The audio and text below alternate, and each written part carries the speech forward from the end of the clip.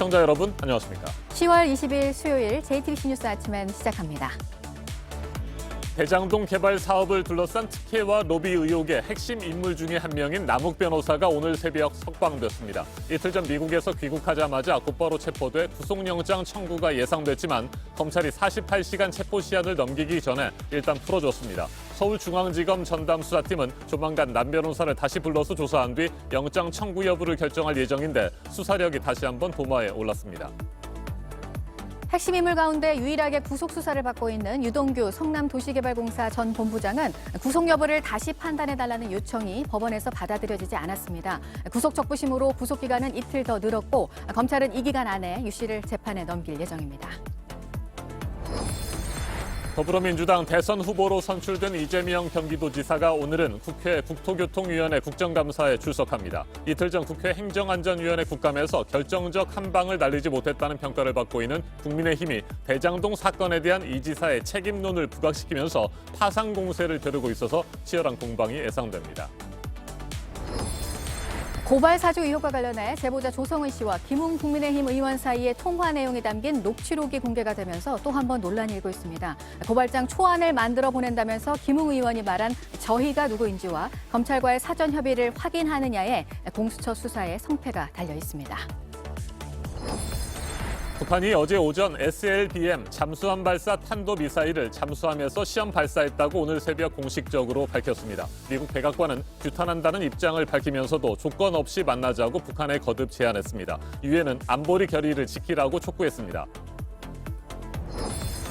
생수병에 들어있는 물을 마시고 직원 2명이 쓰러진 서울의 한 회사에서 무단 결근을 한 또 다른 직원이 자택에서 숨진 채 발견되는 일이 발생했습니다. 경찰이 모든 가능성을 열어놓고 조사하고 있습니다.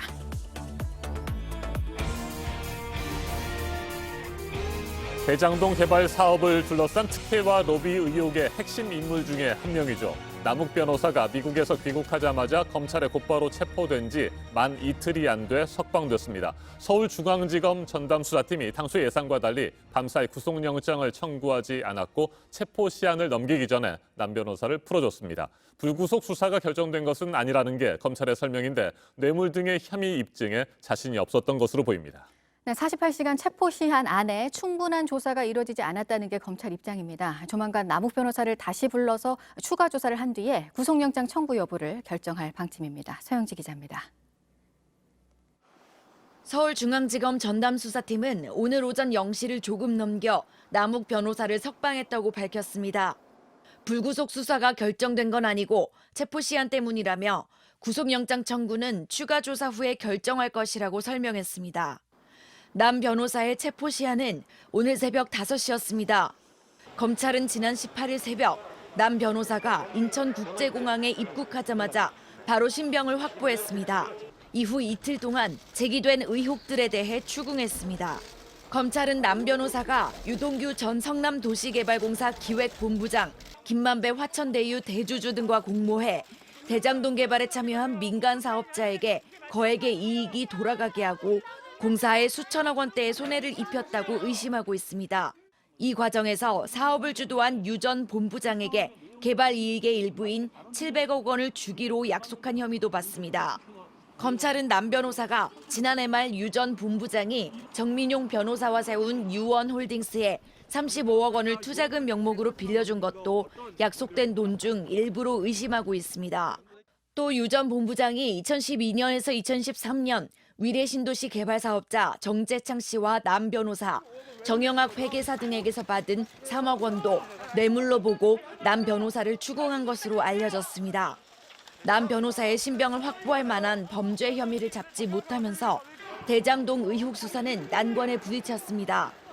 김만배 씨 영장이 기각된 후 검찰이 남 변호사의 구속영장을 청구하는데 부담을 느꼈을 거란 분석도 나옵니다. 김 씨를 구속하는 데 실패하면서 부실 수사 비판을 받은 검찰이 남 변호사에 대한 구속영장이 또다시 기각될 경우 부실 수사 논란을 피할 수 없기 때문입니다. 대장동 의혹 핵심 인사들에 대한 검찰 수사가 예상보다 늦어지면서 특검 도입을 주장하는 야당의 목소리는 한층 커질 것으로 예상됩니다. JTBC 서영지입니다. 특정 경제범죄 가중처벌법상 배임과 뇌물 혐의로 지난 3일 이미 구속된 대장동 의혹의 또 다른 핵심 인물은 유동규 전 성남도시개발공사 기획본부장입니다. 화천대유 대주주 김만배 씨에 대한 구속영장이 기각되자 자신의 구속 여부도 다시 판단해달라고 요청했습니다. 하지만 법원은 어젯밤 이를 받아들이지 않았습니다. 검찰은 조만간 유 전 본부장을 기소할 방침입니다. 한편 서울중앙지검이 어제 성남시청을 세 번째 압수수색했는데 이번에도 시장실과 비서실은 대상에서 또 빠졌습니다. 늑장 수사와 부실 수사에 대한 비판이 이어지고 있습니다. 강보들 기자가 보도합니다. 서울중앙지법은 대장동 개발 로비 특혜 의혹의 핵심 인물로 지목된 유동규 씨가 낸 구속적부심 청구를 기각했습니다. 법원은 구속영장 발부가 적법하고 구속을 계속할 필요성이 있다고 했습니다. 혐의를 모두 부인하며 검찰이 배임 혐의 등을 제대로 소명하지 못하고 있다고 한 유 씨 측 주장을 받아들이지 않은 겁니다. 당초 오늘까지였던 유 씨의 구속기간은 구속적부심으로 이틀이 늘어 오는 22일 끝납니다. 검찰은 그 안에 유 씨를 배임 등 혐의로 구속 기소할 방침입니다. 하지만 나머지 대장동 4인방에 대한 수사는 지지부진한 상황입니다. 김만배 씨를 단 한 차례 조사한 뒤 청구한 구속영장은 기각됐고 남욱 변호사는 체포 시한을 앞두고 석방했습니다. 로비 의혹이 담긴 녹취록을 제출한 정영학 회계사는 입건되지 않았습니다. 굉장히 피의자성 참고인으로 보시면 될 것 같습니다. 아무래도 이제 수사에 협조를 해준. 한편 어제 검찰이 세 번째 진행한 성남시청 압수수색에도 대장동 개발 사업 설계 당시 성남시장이었던 이재명 경기지사나 정진상 전 정책실장의 이메일, 시장실과 비서실은 대상에 포함되지 않았습니다. JTBC 강보들입니다. 더불어민주당 대선 후보로 선출된 이재명 경기도지사는 이틀 전 국회 행정안전위원회 국정감사에 이어 오늘은 국회 국토교통위원회 국정감사에 출석합니다. 대장동 의혹을 놓고 창과 방패, 치열한 2라운드가 펼쳐질 것으로 보입니다. 앞선 1라운드에서 이 지사와 민주당이 선방했고 국민의힘은 결정적인 한 방을 날리지 못했다는 평가가 나오고 있는데 소모적인 논쟁이나 기존 의혹만 되풀이하는 제자리 공방에 그치지 않고 실체적 진실을 향해 한 발짝이라도 앞으로 나아갈 수 있을지 주목됩니다. 배양진 기자입니다. 결정적 한 방은 없었습니다. 국민의힘은 이재명 지사를 공격하다 나온 푼돈 발언이 오히려 구설에 올랐습니다. 돈 받은 자가 범인이라고 하시는데 기본이 100억, 1000억을 받고 있습니다. 몇 천만 원 잔돈 받은 사람, 몇십억짜리 푼돈 받은 사람, 저는 범인이라고 생각하지 않습니다. 김용판 국민의힘 의원이 새롭게 제기한 조폭 연루설은 진위가 확인되지 않은 사진 자료가 논란이 됐습니다. 이 지사에게 돈을 전달한 적도 있어야 하는데 도뭉리 사진을 제시하겠습니다. 자, 화면에 보십시오. 경기도 국정감사가 큰 소득 없이 끝나자 내부에서도 비판의 목소리가 나왔습니다. 단체전인데 개인 종목으로 생각한 그런 게 문제였고요. 또 하나는 상대방에 대한 지피지기가 안 되어 있어요. 지도부는 민주당에 화살을 돌렸습니다. 수감 기관의 장에게 무한정의 발언 시간을 허용하면서 궤변을 일삼을 수 있도록 아예 판을 조장한 것이다. 민주당에선 우려에 비해 선방했다는 분위기입니다. 제기되는 의혹들에 진솔하게 답변하는 모습을 볼 수 있었습니다. 이번 국감은 한마디로 대장동 개발 의혹은 국민의힘 게이트다. 다만 김용판 의원이 제기한 조폭 연루설을 두고는 과격한 발언도 나왔습니다. 어제 보니까 개판이 아니었나, 용판이 아니라 재판이었다 이런 생각이 좀 듭니다. 이재명 지사는 오늘 국토교통위원회 국정감사에도 기관 증인으로 출석합니다. JTBC 배양질입니다. 고발 사주 의혹의 실체를 밝히는 데 중요한 단서가 될 것으로 보이는 지난해 4월 조성은 씨와 국민의힘 김웅 의원의 통화 내용이 복원됐습니다. 전화통화 음성을 조성은 씨 측이 복구했습니다. 당시 김웅 의원은 고발장 초안을 저희가 일단 만들어서 보내드리겠다며 고발장은 남부지검에 내라고 주문했습니다. 그쪽에다 이야기를 해놓겠다. 이 건 관련해서 저는 쏙 빠져야 된다는 말도 덧붙였습니다. 녹취록에는 윤석열 전 검찰총장의 이름도 나옵니다. 조보경 기자가 보도합니다. 지난해 4월 3일 오전 10시 3분 당시 미래통합당 국회의원 후보였던 김웅 의원이 공익제보자 조성은 씨에게 전화합니다. 검찰과 언론이 결탁했다는 의심을 받아 검찰이 공격을 받았던 이른바 채널A 사건을 언급합니다. 김 의원은 채널A 사건이 공작이라며 이동재 기자가 다른 사람을 한동훈 검사장인 것처럼 가장을 해서 녹음을 한 거다라고 말합니다. 조 씨가 대역을 썼다는 거죠? 라고 묻자 그렇다, 그걸 아마 오늘 밝힐 것 같다고 말합니다. 이 기자가 제보자 X에게 조작한 녹취를 들려줬다는 내용으로 당시엔 보도되지 않았지만 추후 밝혀진 내용입니다. 김 의원이 채널A 사건의 전말을 누군가로부터 전달받아 미리 알고 있었던 걸로 의심되는 대목입니다. 고발장 초안을 저희가 만들어서 일단 보내드릴게요. 고발장을 저희가 만들겠다고 말한 김 의원은 또 고발장은 남부지검에 내랍니다. 남부 아니면 조금 위험하대요 라며 누군가로부터 들은 말을 조 씨에게 전합니다. 자료 먼저 보내드리고 고발장은 따로 보내드리겠다며 이날 오전 10시 11분쯤 통화를 마칩니다. 그리고 1분 후 김 의원은 손준성 보냄이 찍힌 상태로 고발장에 첨부할 캡처 파일 등을 조 씨 텔레그램으로 보냅니다. 6시간이 지난 오후 4시 20분쯤 김 의원은 조 씨에게 보내주겠다던 고발장을 보내며 추가 통화를 합니다. 대검을 찾아가는 느낌을 연출해야 한다며 제가 가면 윤석열이 시켜서 고발한 것이다가 나오게 된다며 다른 이미지를 연출해야 한다고 합니다. 고발장을 내부에 설명할 때는 이렇게 말하라고 합니다. 이 정도 보내고 나면 검찰에서 알아서 수사해준다. 조 씨가 대검 어느 부서로 방문해야 하냐고 묻자 자신이 이야기를 해놓겠다고도 합니다. 고발장 만약 가신다 그러면 그쪽에다 이야기를 해놓을게요. 그래서. 통화 후반부 김 의원은 자신은 고발장과 관련이 없는 것처럼 해야 한다고 강조합니다. 요 고발장 요건 관련해가지고 저는 쏙 김 의원 측은 그동안 4월 3일 고발장과 관련해 기억이 나지 않는다는 입장을 밝혀왔습니다. 녹취 내용에 대해서는 추가로 입장을 밝히지 않았습니다. JTBC 조보경입니다. 북한이 어제 오전 SLBM 잠수함 발사 탄도미사일을 잠수함에서 시험 발사했다고 오늘 새벽 공식적으로 밝혔습니다. 조선중앙통신은 국방과학원이 신형 잠수함 발사 탄도탄 시험 발사를 진행했다고 보도했습니다. 미국 백악관은 규탄한다는 입장을 밝히면서도 조건 없이 만나자고 북한에 거듭 제안했습니다. 유엔은 북한을 향해 안보리 결의를 지키고 외교적인 노력을 신속히 재개하라고 촉구했습니다. 워싱턴에서 임종주 특파원이 보도합니다. 백악관이 북한 미사일 발사 하루 만에 공식 반응을 보였습니다. We condemn the DPRK's ballistic missile launch. These launches violate multiple UN Security Council resolutions and are a threat to the region. 이어 대화와 외교가 그만큼 시급한 상황이라고 됐습니다. 그러면서 조건 없는 만남을 북한에 거듭 제안했습니다. Our offer remains to meet anywhere, anytime, without preconditions. We're also closely consulting with allies in this, in fact, on this. 백악관 입장은 북한의 앞선 탄도미사일 발사 때와 같은 기조입니다. 한미일 3국 북핵 대표는 워싱턴에서 만나 한반도 정세의 안정이 매우 중요하다는데 의견을 같이 했습니다. 앞으로 상황을 계속 예의주시하면서 한반도 평화 프로세스의 조기 재가동을 위해서 긴밀한 소통과 공조를 유지해 나가기로 했습니다. 이 자리에서 북한 미사일에 우려의 목소리가 있었지만 외교로 해결해야 한다는 의견이 개진됐다고 정부 고위 당국자는 전했습니다. 유엔은 북한 미사일 발사에 우려를 표명하고 외교적 노력을 신속히 재개할 것을 북한에 촉구했습니다. 앞서 북한은 어제 오전 잠수함 발사 탄도미사일 SLBM으로 보이는 단거리 미사일 한 발을 동해로 발사했습니다. 올해 들어 8번째 쏜 미사일이고 SLBM 발사는 2년 만입니다. 워싱턴에서 JTBC 임종주입니다. 네, 어제 기온이 좀 올라가면서 잠시 이른 추위가 풀렸었는데 오늘 아침에 또 기온이 뚝 떨어졌습니다. 주말까지 추위가 이어진다고 하는데요. 설악산에는 단풍 위로 첫눈이 내렸습니다. 그 모습 잠시 보시겠습니다. 조승현 기자가 전해드립니다. 어제 오전 설악산 중청대피소입니다. 눈발이 쉴 새 없이 날립니다. 산을 붉게 물들이던 단풍은 눈송이처럼 떨어져 내렸습니다.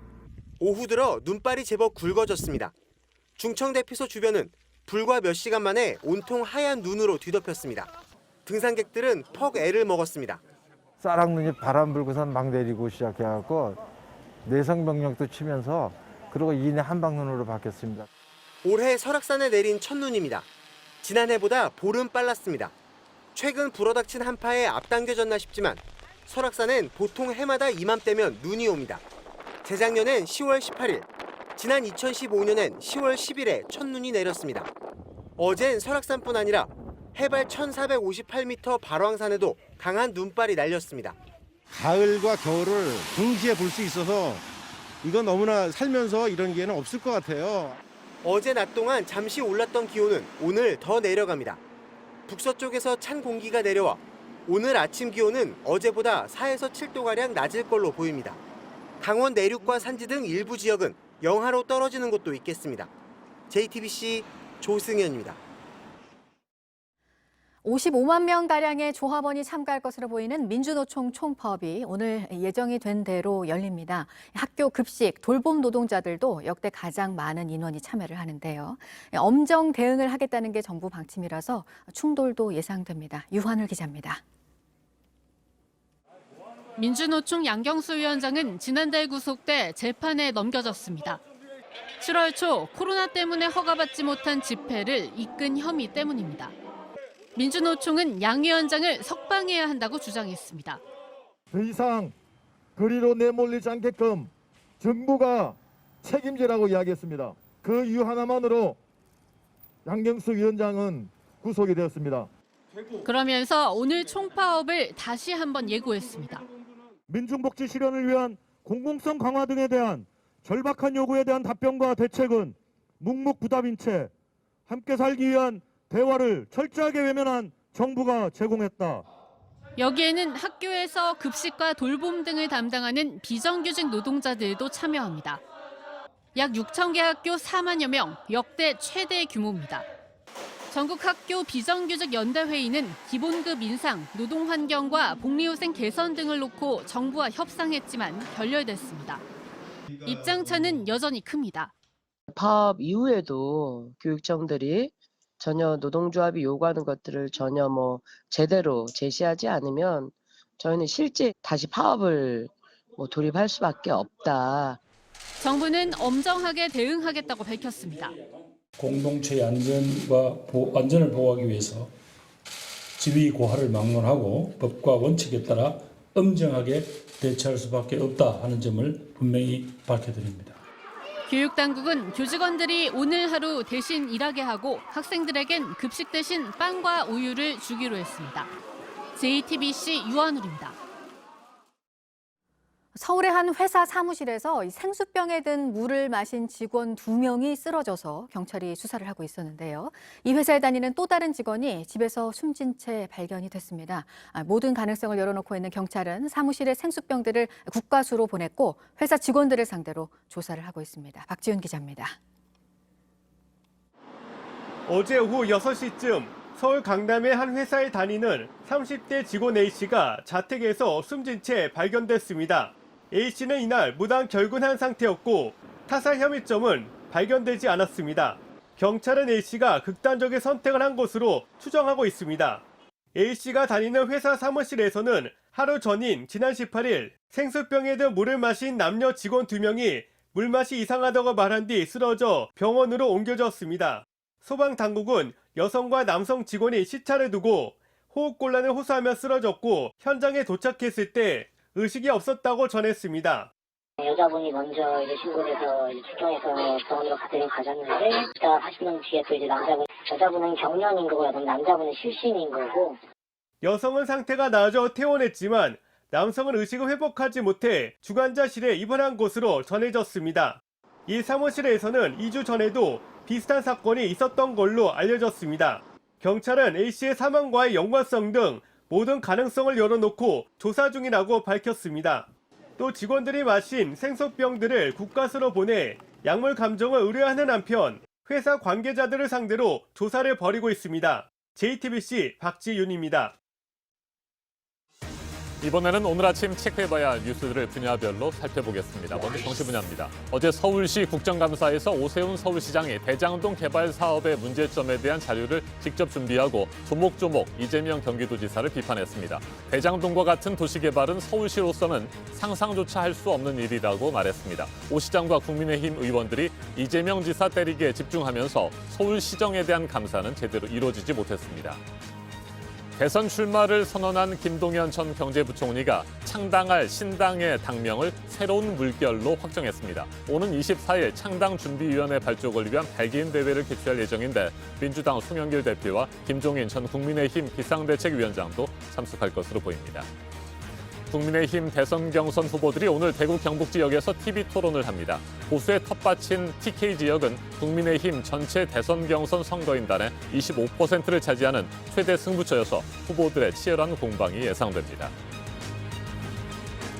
물가를 오르게 하는 요인을 줄이기 위해서 정부가 검토하고 있는 방안이 있는데요. 액화 천연가스 LNG에 내년 할당 관세를 0%로 적용하는 겁니다. 기본적으로 3%, 동절기에는 2% 정도로 할당 관세가 적용이 되는데 올해는 물가 상황이 상황인 만큼 어떻게 결정이 될지 관심입니다.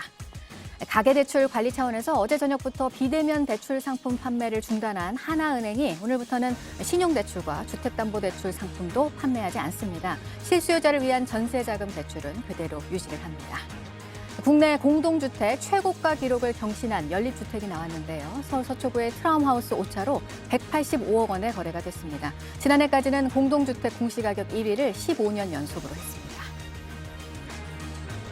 계속해서 사회 분야 뉴스입니다. 어젯밤 10시 13분 경북 포항시 남구 동남 동쪽 37km 해역에서 규모 2.2의 지진이 발생했습니다. 앞서 오전 9시 46분에는 경주시 동남 동쪽 17km 지역에서 규모 1.1의 지진이 있었습니다. 두 지진 모두 피해는 없는 것으로 보입니다. 어제 오후 2시쯤 삼성물산이 시공 중인 삼성 평택 캠퍼스 공사 현장에서 50대 펌프카 운전자가 배관에 맞아 숨졌습니다. 펌프카에 남아있던 시멘트를 옮기기 위해 레미콘 위에서 작업을 하던 도중 갑자기 날아든 배관에 맞아 아래로 떨어졌습니다. 경찰이 정확한 사고 경위를 조사하고 있습니다. 어제 새벽 강원도 횡성 쓰레기 매립장에서 발생한 불이 16시간 만인 어젯밤 9시쯤 완전히 꺼졌습니다. 생활 폐기물 3,000톤 가운데 1,500톤가량이 탔는데 면적이 넓고 쓰레기 양이 많아서 진화에 어려움을 겪었습니다. 소방당국이 화재 원인을 조사 중입니다. 한국 YWCA가 수여하는 한국 여성 지도자상 대상에 서명숙 제주 올레 이사장이 선정이 됐는데요. 올레길을 개척해서 자연의 가치 등을 알린 공로를 인정받았습니다. 젊은 지도자상은 김초엽 소설가, 특별상은 배구 김연경 선수가 받게 됐습니다. 농축산부가 주최하는 대한민국 식품대전이 오늘부터 미래를 맛보다라는 주제로 열립니다. 온라인으로 전통식품부터 첨단식품 기술까지 볼 수 있습니다. 사흘 동안 이어집니다. 궁궐 문화를 체험해보는 프로그램이 오늘부터 순차적으로 다시 시작됩니다. 오늘은 경복궁 생과방 체험과 덕수궁 밤의 석조전이 시작되고요. 경복궁 별빛 야행은 내일부터입니다. 백신 접종 완료자를 대상으로 사전 예약제로 진행이 됩니다. 김학의 전 법무부 차관의 불법 출국 금지 사건 수사를 중단하도록 외압을 행사한 혐의를 받고 있습니다. 이성윤 서울고검장에 대해서 재판이 오늘 처음 열립니다. 최초 공익신고자인 장준희 인천지검 부장검사가 증인으로 출석할 예정입니다. 국내 기술로 설계 제작된 한국형 발사체 누리호가 오늘 본격적인 발사 준비에 들어가는데요. 발사대로 옮겨져서 세워질 예정입니다. 기술적인 문제가 없고 준비 작업이 순조롭게 마무리가 된다면 내일 오후에 발사될 것으로 예상됩니다. 코로나로 지난해에는 열리지 못한 전국 장애인 체육대회가 오늘부터 엿새 동안 구미를 포함한 경북 일원에서 열립니다. 개회식과 폐회식은 취소가 됐고 관중 없이 경기가 진행됩니다. 분야별 뉴스들 체크해드렸습니다.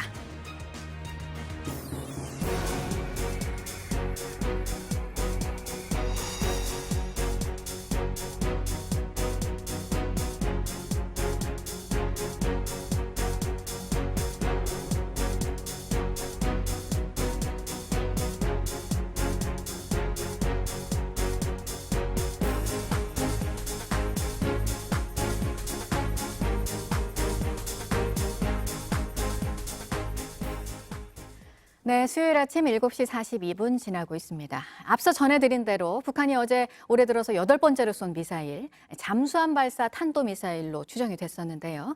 오늘 아침에 북한에서 이 신형 미사일을 실제 잠수함에서 발사해서 성공했다고 밝힌 상황입니다. 보도국 연결해서 알아보겠습니다. 이재승 기자, 그러니까 새로 개발한 미사일들을 잇따라 시험을 해보고 있는 거죠? 네, 그렇습니다. 북한은 공식적으로 어제 쏜 미사일이 예상했던 대로 SLBM 잠수함 발사 탄도 미사일이라고 밝혔습니다. 조선중앙통신은 이번에 미사일이 발사된 잠수함은 824 영웅함으로 5년 전 첫 SLBM 발사를 성공시켰던 잠수함이라고 강조했습니다. 이는 우리나라가 지난달 잠수함에서 SLBM 발사를 성공했다는 것을 의식한 것으로 보입니다.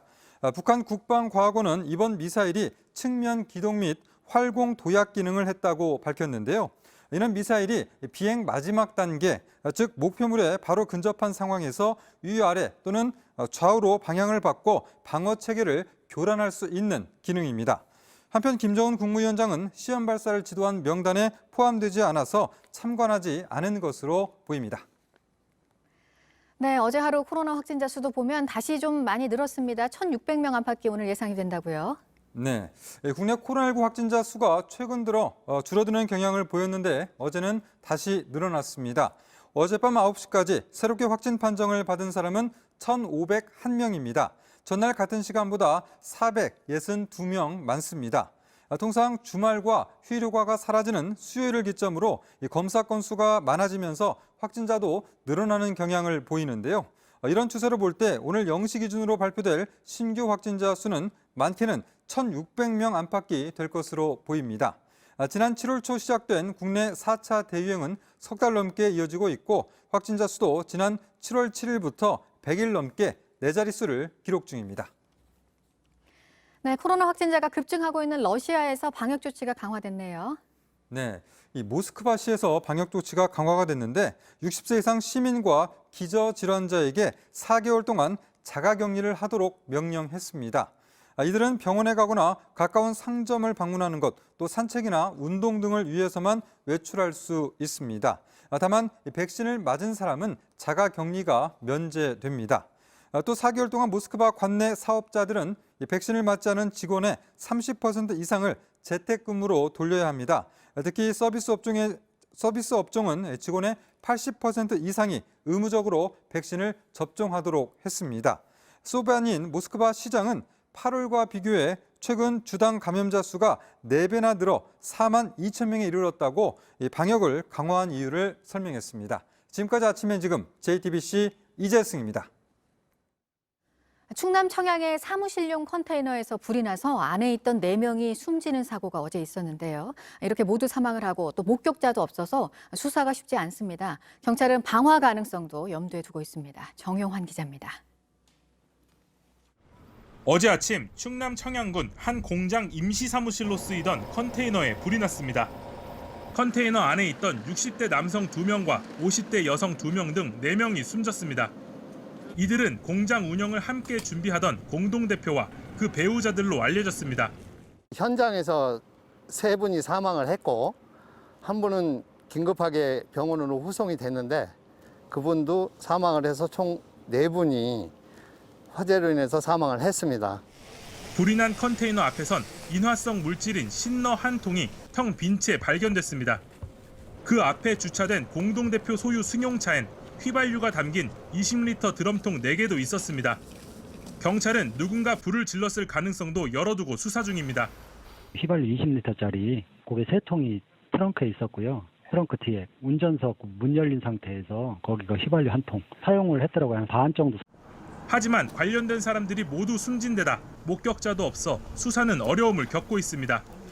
주변 사람들도 평소 이들에게서 이상한 점을 느끼지 못했다고 했습니다. 올 봄에 만나고 10만 내가 한번 만났는데 그런 걸 못 느꼈는데. 경찰은 차량 블랙박스부터 정밀 분석할 계획입니다. JTBC 정용환입니다. 대장동 개발 사업 특혜와 로비 의혹을 수사하고 있는 검찰이 오늘 새벽 남욱 변호사를 석방했습니다. 당초 구속영장을 청구할 것으로 예상됐지만 48시간 체포시한을 넘기지 않고 풀어줬습니다. 충분한 조사가 이루어지지 않았다며 조만간 다시 불러서 조사하겠다는 입장을 밝혔습니다. 지난 3일 배임과 뇌물 혐의로 이미 구속된 유동규 전 성남도시개발공사 본부장은 자신의 구속 여부를 다시 판단해달라고 요청했지만 법원이 어젯밤 구속 적부심 청구를 기각했습니다. 구속 필요성이 인정된다는 입장입니다. 대장동 사건에 대한 수사가 중대 분수령을 맡고 있습니다. 김광삼 변호사 자리에 함께했습니다. 어서 오십시오. 네, 안녕하세요. 네, 이틀 전 새벽 남욱 변호사가 미국에서 귀국하자마자 검찰은 곧바로 체포영장을 발부받아서 압송했습니다. 네. 이 때문에 48시간 체포 시한이 끝나기 전에 구속영장을 청구할 것이다 이렇게 예상이 됐는데 풀어줬어요. 이거 어떻게 보세요? 일반적으로 이제 체포영장을 발부받아서 집행을 하게 되면 48시간 안에 영장 청구 여부를 결정을 해야 합니다. 네. 그런데 아마 이게 굉장히 국민의 관심사가 크고 사회적으로 굉장히 논란이 있는 사건이잖아요. 그러면 검찰에서 체포영장을 발부받아서 체포를 했다는 것 자체는 영장 청구를 전제로 한 것이다 이렇게 볼 수밖에 없었거든요. 물론 체포영장에 체포한다 하더라도 범죄 혐의를 소명하기 어려운 경우, 그러니까 영장 청구하기에는 굉장히 수사가 완성이 안 됐다고 하면 석방하는 경우는 왕왕 있어요. 그렇지만 이 사건 자체는 굉장히 오래됐고 지금 관련된 4인방이라는 사람 중에 지금 마지막이 남욱 변호사잖아요. 네. 그럼 남욱 변호사가 이미 자진 귀국하겠다고 했기 때문에 그 전에 영장을 청구할 수 있을 정도의 준비를 완벽하게 해놓고 그다음에 공항에서 체포해서 영장을 청구하는 게 맞았죠. 그런데 급하게 체포를 했는데 아마 수사를 하다 보니까 남욱 변호사 여러 가지 부인하고 있고 이 정도의 수사를 가지고 영장을 청구했을 경우에 영장이 기각될 것이라는 판단을 검찰이 한 것 같습니다. 네. 그래서 지금 김만배 씨에 대해서도 너무 급하게 조사를 하고 영장을 청구해서 부실수사 논란이 있었잖아요. 기각이 되면서. 그래서 만약에 남욱 변호사까지 기각이 되면 그냥 검찰은 엄청난 논란과 비판을 받을 수밖에 없는 상황이기 때문에 석방을 한 것이 아닌가 이렇게 추론해 볼 수 있죠. 네. 남욱 변호사는 검찰 조사에서 유동규 전 본부장에게 700억 원을 주기로 약정했다는 부분에 대해서도 부인을 했고 녹취록에 나오죠. 그분이라고 하는 사람이 과연 누구냐. 실체적 진실에 대해서도 논란이 있는데 이에 대해서 이재명 지사는 아니다. 이렇게 진술했다는 얘기들이 들려오고 있습니다. 이 같은 진술을 뒤집을 만한 증거라든지 증언 이런 것들을 검찰이 확보하지 못한 걸까요?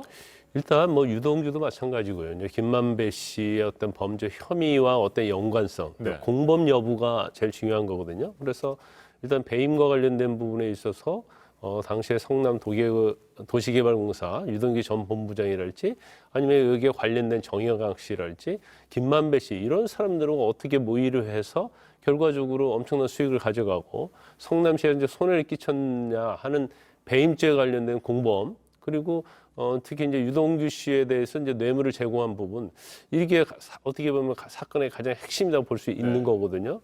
그런데 이제까지 검찰 수사가 녹취록에만 근거해서 주로 수사를 이루어지다가 남욱 변호사 와서 조사를 했는데 남욱 변호사 다 부인하는 거죠. 그러면 이제는 어떤 남욱과 관련된 충분한 수사가 이루어지지 않은 상태이기 때문에 남욱 변호사가 이런 내용에 대해서 다 부인하고 있는 상황에서 과연 추가적인 조사, 특히 압수수색과 관련된 부분에 있어서 미진한 부분이랄지 아니면 서로 진술이 맞지 않잖아요. 그러면 대질도 할 수 있는 거죠. 그리고 남욱 변호사 입장에서는 본인 자체가 이 범행에 있어서 주도적으로 했다는 의심을 받고 있어요. 그런데 그러면 자기가 주범이 되는 거 아니겠어요? 그럼 당연히 범행을 부인할 걸 전제로 해서 이 부인을 반박할 수 있는, 탄핵할 수 있는 그러한 수사가 이미 좀 이루어진 상태여야 하는데 그러지 않았다는 데 좀 문제가 있고요.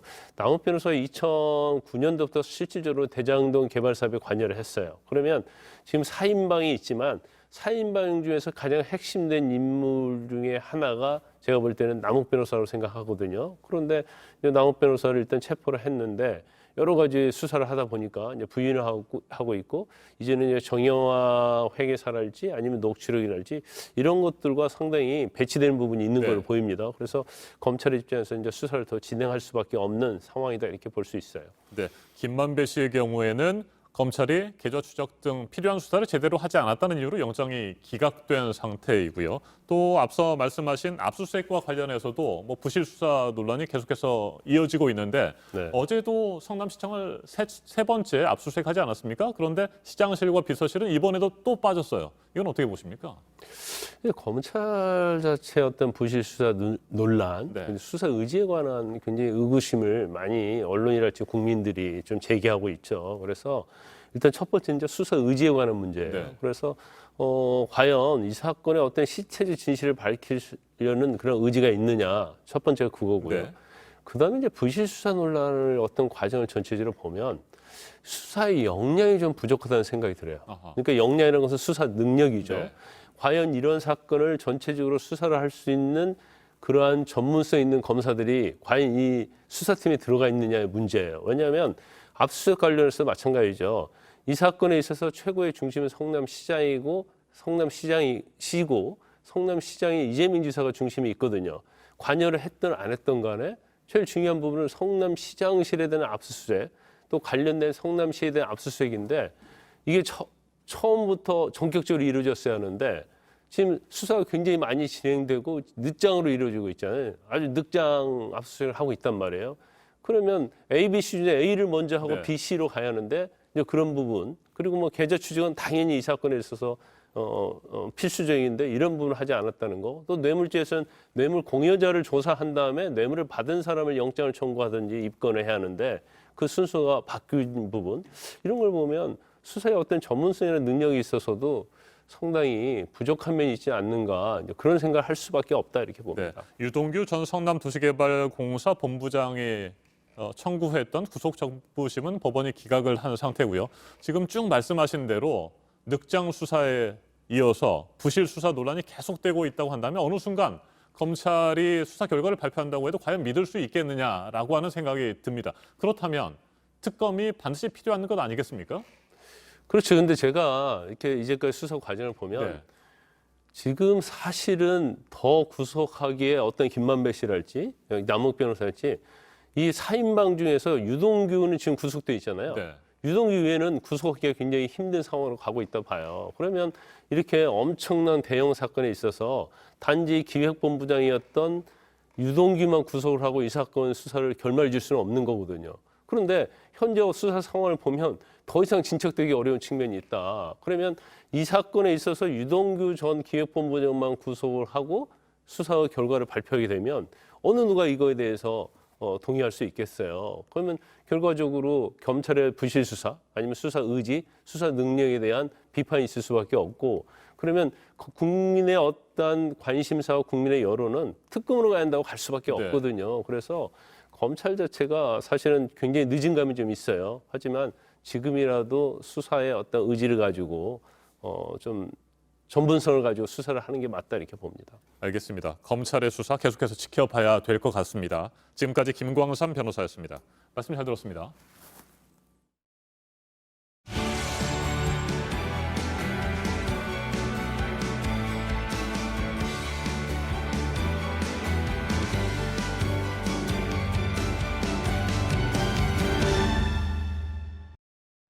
사 년 전인 2017년 11월에 있었던 포항 지진으로 살 곳을 잃었던 주민들 가운데 일부가 이번에 4년 만에 체육관 안 텐트에서의 생활을 끝냈습니다. 피해 지원금을 받게 되면서 임대 아파트에서 석 달간 거주를 하고 이제 새 집을 찾아야 하는데요. 이 기간 안에 보금자리를 찾을 수 있을지가 또 걱정이어서 시와 LH 간의 협의가 진행이 될 것으로 보입니다. 윤두열 기자입니다. 생일 파티를 하고 노래도 부르고 음식도 나눠 먹고 사람이 살았고 삶은 이어져 왔습니다. 아이들 재롱에 잠시 힘겨움을 잊어버리기도 했고 제대로 된 거처를 요구하며 함께 힘을 모은 곳이기도 했습니다. 1435일을 그렇게 살아낸 한평 남짓한 공간이 힘없이 주저앉았습니다. 안에 있던 물건들을 빼내자 갓난아기가 태어나 자라고 아이들이 동화책을 읽으며 꿈을 키운 모습들이 나옵니다. 텐트마다 있는 안전모가 이곳이 어떤 곳이었는지를 보여줍니다. 이재민들이 머물던 220개 텐트가 순식간에 치워지고 있습니다. 이재민들은 이곳에서 4번의 여름엔 더위와 4번의 겨울엔 추위와 싸우며 지냈습니다. 핫팩도 나중에는 없어서 진짜 뜨거운 물 끓여갖고 그렇게 잠을 청했거든요. 14-95 텐트에서 지낸 이순호 할머니는 마지막 정리를 마쳤지만 쉬 텐트를 떠나지 못합니다. 답답하고 서운하고 그렇지 좋기도 하고. 2017년 11월 지진 이후 텐트에서 지내온 이재민들이 어제 체육관을 떠났습니다. 지진 직후엔 1,180명까지 살았던 이곳엔 한미 장관 맨션 주민 일부가 어제까지 머물렀습니다. 정밀 안전 진단에서 고쳐서 살아도 좋다는 판정을 받아 임시 주거 시설을 제공받지 못한 주민들입니다. 그러다 지난달 포항지진 피해구제 심의위원회가 수리 불가로 결정하면서 집을 구할 수 있는 지원금을 받게 됐습니다. 하지만 임시구호소에 머무는 동안 포항 집값이 크게 뛰어서 6천만 원 남짓 지원금으론 갈 곳이 마땅치 않습니다. 지금 받고 나면 이 많은 사람들 다 어디로 가요? 다 걱정이죠. 전세를 못 가는데 이 돈 가지고는 전부. 임시로 살게 한 임대 아파트도 지금으로선 3개월 뒤면 다시 나와야 합니다. 포항시는 LH와 주민들이 좀 더 오래 머물 수 있게 협의해 보겠다고 했습니다. JTBC 윤두열입니다. 네, 찬바람이 불면서 오늘 아침 다시 추워져서 내륙 곳곳에는 서리가 내리고 얼음이 얼었습니다. 낮에도 쌀쌀하겠는데요. 서울이 15도, 대구 17도 등으로 평년보다 5, 6도가량 낮겠습니다. 동해안에는 너울성 파도가 높게 일 것으로 보입니다. 이상으로 JTBC 뉴스 아침엔 수요일 순서 모두 마치겠습니다. 앞으로 2시간 뒤 오전 10시부터 시작되는 국회 국토교통위원회 경기도 국정감사는 생방송 특보로 전해드리겠습니다. 건강한 하루 보내시기 바랍니다. 고맙습니다.